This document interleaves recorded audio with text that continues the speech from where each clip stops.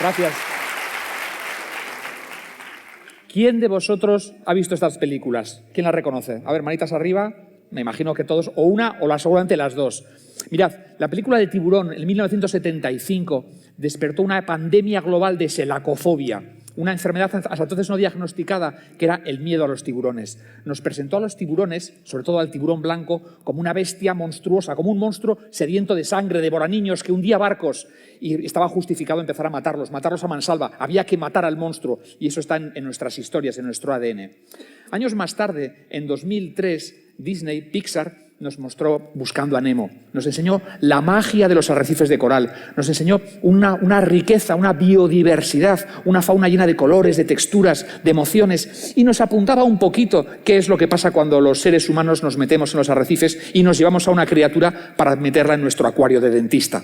Además están conectadas, porque si recordáis, los más pequeños seguro que recuerdan, el tiburón blanco que sale en Nemo se llama Bruce y dice que yo no soy una máquina de matar, los tiburones somos buenos, los peces son nuestros amigos. Estaba un poco blanqueando esa imagen de los tiburones, porque es que además Bruce era también el nombre de la maqueta del tiburón que utilizaba Steven Spielberg en la primera película del año 75. Pero vamos a ver una historia de verdad, más allá de lo que nos cuentan las películas. Vamos a empezar por los corales. Los arrecifes de coral ocupan el 2% de la superficie del océano, muy, muy, muy poquito. Una franja muy estrechita en los mares tropicales y subtropicales, en el mar del Coral, en Australia, en las Seychelles, en Polinesia, en Micronesia, en Indonesia, en otros sitios acá acaban en Asia, un 2%. Sin embargo, albergan el 25% de la biodiversidad marina. Una cuarta parte de la vida de los océanos ocurre en los arrecifes de coral. Ocurre o vive allí o va allí a tener sus crías, porque además son un lugar maravilloso para reproducirse, para tener sus crías, porque las crías, los alevines, pueden refugiarse, pueden esconderse entre todas esas grietas, todas esas cuevas, y además con tantísima biodiversidad hay mucho alimento para ellos y es un lugar muy seguro. ¿Os acordáis un poquito qué eran los corales? ¿Son plantas, son animales, son roca? Pues realmente son las tres cosas juntas. Son unos animales muy, muy, muy sencillitos, que ahora veremos cómo funcionan. Estos son fotos de los pólipos de coral. Los arrecifes de coral están formados por cientos, por miles de millones de pequeños pólipos casi microscópicos, muy pequeñitos, que juntos forman enormes colonias y forman con sus esqueletos forman esos arrecifes. Eso es la parte animal. La parte vegetal es que viven en simbiosis con una alga, la alga simbionte, la zoosantela, que a través de la fotosíntesis les da los nutrientes que ellos necesitan y a cambio se beneficia de lo que producen los corales. Y son roca porque yo creo que además esto, si recordamos aquellas clases de biología, los pólipos, que por cierto están hace 540 millones de años en los océanos, antes que los pulpos, que los calamares, que los cangrejos, que los peces, que los tiburones, antes que los dinosaurios de Parque Jurásico, estaban los pólipos de coral creando esas estructuras. Son muy sencillitas, unos tentáculos que cogen partículas de alimento y las llevan a un tubo que ni siquiera es boca, no tienen cerebro, no tienen pulmones, no tienen órganos, y luego sale por abajo algo que aprovecha ese alga y generan un esqueleto de carbonato cálcico, que es esa parte de roca, que es lo que queda cuando el animal se muere y crea otro pólipo encima. Así que son planta, animal y roca al mismo tiempo. Súper sencillo, pero vitales. Mirad, esta es la gran barrera de coral australiana, que es donde vivía Nemo. Es la mayor de todas. Ocupa toda la costa noreste australiana, aproximadamente 340.000 kilómetros cuadrados, es decir, un 60% de la superficie de España, 2.000 kilómetros de largo, unos 200 o 300 de ancho en las partes más anchas. No es la única, es la más conocida. Luego está otra, que es la que os voy a hablar ahora de ella, que es la barrera de coral de los Cayos de Florida. Esta es la tercera más grande del mundo. Empieza en Key Biscayne, Cayo Vizcaíno, que os sonará porque Rafa Nadal le pega ya de vez en cuando y siempre gana, y llega hasta Cayo Hueso, Key West. Los españoles le llamaron Cayo Hueso, porque cuando llegaron había muchos huesos, y fue una forma muy fácil de encontrar el nombre. Como hueso y west suena igual y está hacia el oeste, por los ingleses dijeron Key West. Key West, Cayo Hueso. Al final hay casi 400 kilómetros de cayos, de islas de coral, unidas entre unas carreteras, y esta es la tercera mayor barrera de arrecifes del mundo. ¿Por qué os voy a hablar de esta ahora? Porque en los últimos 40 años ha perdido el 98% de su tejido vivo. Solo queda un 2%. Y es directamente relacionado con la actividad humana. Somos los seres humanos, los así llamados Homo sapiens, los que hemos acabado con la barrera de coral, con la de Florida y con otras muchas. Miami ha crecido mucho, Miami Vice, mucho turismo, mucho impacto medioambiental, muchas naranjas, mucha fruta, mucho ordenar el tráfico de las aguas residuales, que luego no se depuran tan bien, y eso ha ido matando el arrecife hasta que no quede prácticamente nada. Seguramente habéis oído hablar del blanqueamiento de los corales, de cómo los corales se blanquean. Los corales se blanquean cuando se muere el alga, ese alga que vive con ellas. No significa que el arrecife esté muerto, pero significa que está muy malito, porque ya esa fotosíntesis, ese oxígeno que le daba el alga simbionte ya no le está llegando, y si no lo remediamos acabará muriendo, y lo que queda en esa foto blanca es el esqueleto, ese exoesqueleto de un coral que está ya muerto. Y si se mueren los corales, pues los animales que están allí ya se van y toda esa biodiversidad se pierde. Mirad, en 1971, más o menos también hace 50 años, yo es la primera vez que me asomé al fondo del mar, con unas gafas muy parecidas a estas, más o menos casi de este tamaño.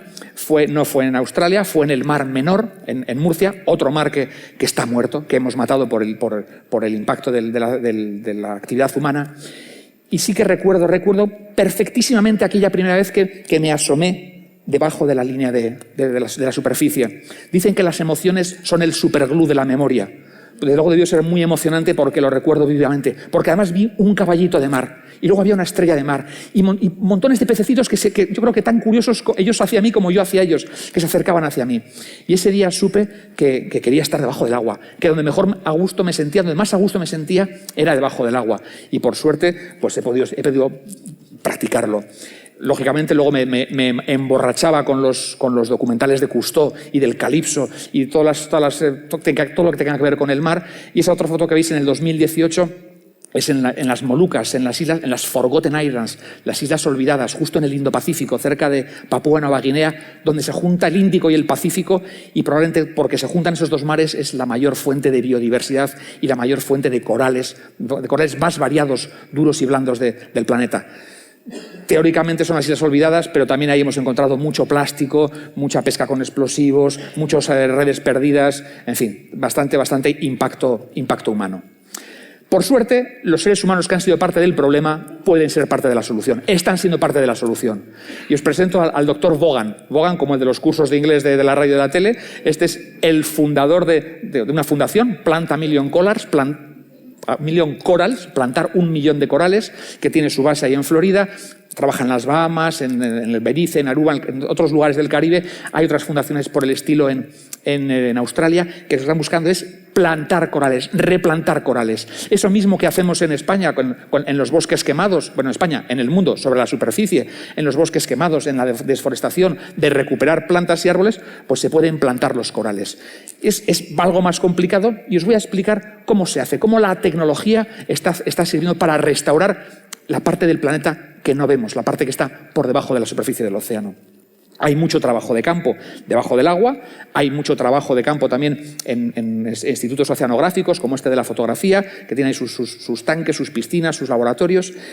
Y todo empieza por el principio, empieza por el desove de los corales, la reproducción de los corales. ¿Os habéis preguntado esto qué es medio animal, medio planta, medio roca? ¿Cómo se reproduce con esos tentáculos? Bueno, todo el arrecife se pone de acuerdo para que un día determinado, suele coincidir con la luna llena de agosto-septiembre, más o menos con el equinoccio de verano, con una luna llena, tiene que ocurrir siempre el mismo día, a la misma hora, porque si unos corales desovan el martes y otros el jueves y otros el sábado, no se encontrarían, porque ahí lo que cada uno lanza su gameto masculino, gameto femenino, en nuestro idioma óvulos y espermatozoides, los lanza la corriente y ahí se juntan en el gran azul y se fertilizan, caen y se aposentan en el arrecife.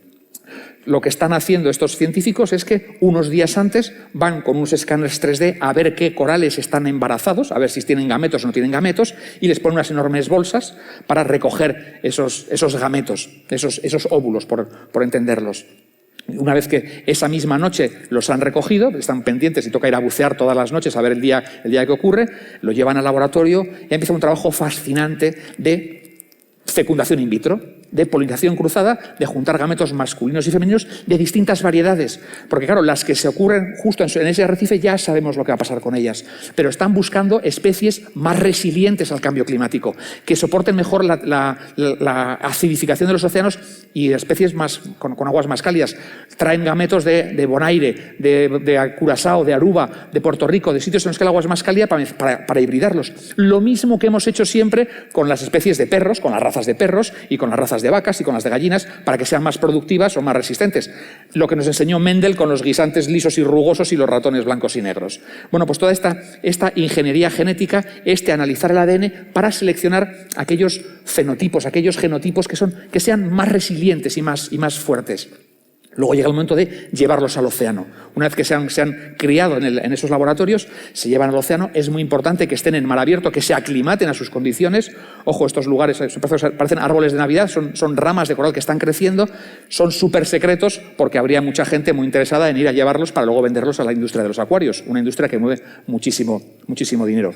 Y luego llega el momento de plantarlos en el arrecife. Y esto lo estuve haciendo yo con mis hijas el año pasado este año en enero, y la verdad es que fue una experiencia absolutamente emocionante. Estar debajo del agua, te dan primero un cursillo de cómo hacerlo, de cómo hay que taladrar la roca, a veces con una piqueta, a veces con epoxi, y se van plantando estos corales. Cuando al cabo de una mañana de trabajo bastante agotadora te encuentras con que hay 200, 300 arbolitos plantados, es pues como ver que donde antes no había un bosque, que empieza a ver esas semillas verdes. Y se ven un poco estos medallones que estáis viendo aquí, estos están plantados con epoxi.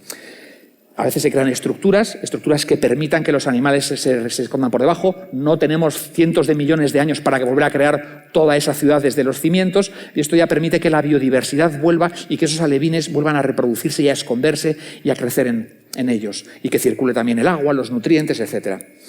¿Esto sirve para algo? Sirve para algo. La experiencia demuestra que cuando vas un año después, el 95% de los plantados han sobrevivido. Y eso que hay tormentas, hay huracanes, hay barcos que se chocan, muchas vicisitudes, pero sirve para algo. Es como plantar un bosque al que vayáis y que un año después pues veáis que esos árboles han arraigado y están creciendo. Y la verdad es que es una enorme satisfacción. Vamos a hablar de los tiburones, de la auténtica película de terror de los tiburones. El terror no es que haya tiburones en el océano. La gran película de terror es que el océano se está quedando sin tiburones. Prácticamente todas las especies han perdido el 90% de sus individuos en las últimas 20-30 años. Por la pesca industrial y sobre todo por el finning. El finning es aleta, se pesca el tiburón, se le cortan las aletas y se tira al mar, como estáis viendo de aquí. Todavía vivo, pero claro, se muere enseguida, sin aletas y sin cola. ¿Por qué? Porque las aletas es lo que tiene un gran valor en la cultura china. Habréis oído hablar de la sopa de aletas de tiburón. No es que sea especialmente nutritiva, no es que esté especialmente rica, pero es una delicatessen gourmet. Es un poco como las angulas en nuestra civilización. Parece que cuando alguien rico quiere agasajar a alguien o quiere dar un banquete corporativo, sopa de aletas de tiburón, para que demuestre el poder que tiene, el poder económico, porque esto no va de potencia sexual ni cosas de esas, esto va de tengo mucho dinero y me puedo permitir esto. Y claro, esto hace que, como hay demanda, pues que haya flotas enteras de barcos, y algo que a lo mejor no sabéis es que España es el segundo exportador mundial de aletas de tiburón, y cada lunes y cada 2 días salen de los puertos de Algeciras y Vigo contenedores llenos de aletas de tiburón. ¿Os acordáis del tiburón blanco, come hombres, devora niños, que hunde barcos? Pues aquí os presento a Big Blue. Big Blue es el tiburón blanco más grande del mundo, fotografiado vivo, es una hembra. Esta que está ahí tan redonda es porque está embarazada, va a tener un bebé. No es que se haya comido muchos niños, es que va a tener bebés. Y veis que al lado de Big Blue está Ocean Ramsay, está esta chica. No parece que tenga mucho miedo. Si fuese una bestia asesina, devora hombres, sedienta de sangre, no estaría nadando con él, acariciándole, sin jaula y sin arpones y sin armas de destrucción masiva. Nos enseña cómo se puede entender su comportamiento y cómo es posible convivir con ellos. Fijaros que estadísticamente puede haber unos 8 o 9, no llega a 10 ataques de tiburón al año, y casi siempre es porque nos ha confundido con otra cosa. A cambio, los seres humanos matamos 100 millones de tiburones cada año. De verdad que en este momento el milagro es encontrarse un tiburón en el océano. Pasa con los tiburones, pasa con otras muchísimas especies. No hay atunes en el mar para tanto sushi. A ver si nos hemos encantado, nos fascina la cocina japonesa y tal, y el tataki y el teriyaki y todas estas cosas. Realmente tenemos que empezar a buscar una forma de hacerlo. Hace unos días se aprobó en España la ley de pesca sostenible.